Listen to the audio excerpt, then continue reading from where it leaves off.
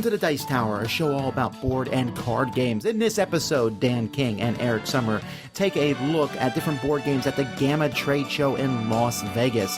This show is from 2014 and talks about all the brand new games coming out. Here with our interviews is your host, Dan King. Hello, my friends. It's the Game Boy Geek from the Dice Tower. I'm here at the GAMA Trade Show, and I'm here with Clifford Boehm from Slugfest Games. How's it going? It's great. So tell me, how many years have you been coming to the GAMA Trade Show? So our first GAMA Trade Show was 11 years ago. It's the first year we were doing this. 10 years ago. Second year we were doing it. We went to Gen Con our first year, and second year we came to GAMA. So you're no rookie. No, but then we didn't. We came for I think 3 years, and then we stopped going until 3 years ago. So we took a little hiatus in the middle. Okay. And then this is for me personally. The last 2 years I haven't come, but this is the first year I'm here. So this is the first year I'm here in like 7 years. Okay. And so what brought you? What brings you here in general, and then what brought you back this year? In general, this is just—it's a great way to let stores know that we've got new product and what we've got, and also to hear from them what they want from us. How do they want us to package what we're making and what products are doing well?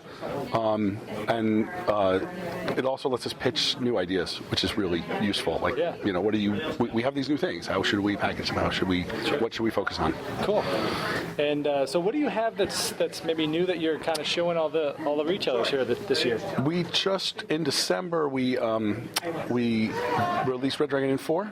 Red Dragon Inn 4 is a new 2 to 4 player standalone version of Red Dragon Inn. Okay. Red Dragon Inn is a game about what your typical fantasy heroes do after the adventure. They go to the inn, they drink, they gamble, they beat each other up. Okay. So keep your money, stay sober. That's the game.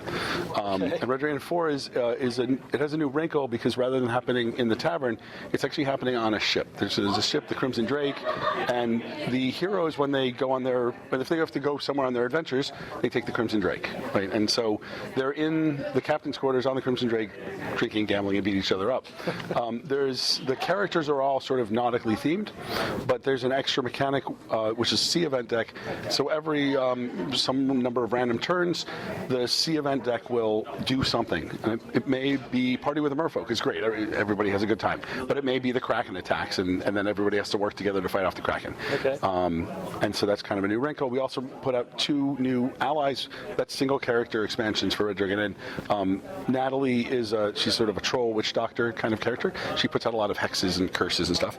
And then Cormac is a barbarian from the Great Northern Waste, and he builds up rage and then does massive damage.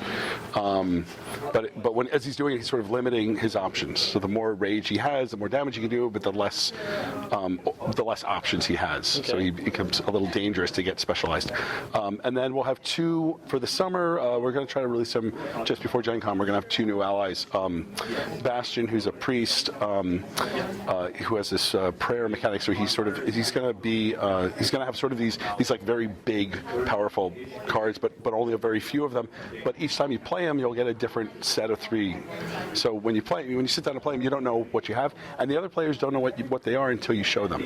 So when you play against a guy, normally when you play Red Dragon Inn, you know what you're up against in another character. With him, until he does his big trick, you don't know. And then the other character is Osric, who's an elementalist, and he's a more advanced character. He has a lot of hand management, so he can basically discard cards to power up cards he's playing, which of course can mean that he can throw away all his good cards, and suddenly he can't do anything. So you have to be really careful when you play him. So how long does a game take? Red Dragon Inn plays anywhere between 30 minutes and 90 minutes, depending on the number of players. Ideally, it plays for 3 to 6 or 7. Okay. You can play. Technically, you can right now play a game with 21 players or 21 characters. Yeah. And when we release more, there'll be 23 characters. But the game plays best sort of in the 3 to 7 range, and the more players, the game takes a little longer. Okay. Well, cool. Thanks very much. Yeah, my pleasure. All right. Thanks so much for watching the Dice Tower videos. Find more great videos and reviews, as well as our top-rated audio podcast at Dicetower.com. You can also find other great shows at Dicetowernetwork.com. I'm Eric Summerer, and you've been watching The Dice Tower. The Dice Tower is sponsored by Cool Stuff Inc., where you can find great games for great prices. Cool stuff in stock. Check them out at CoolStuffInc.com.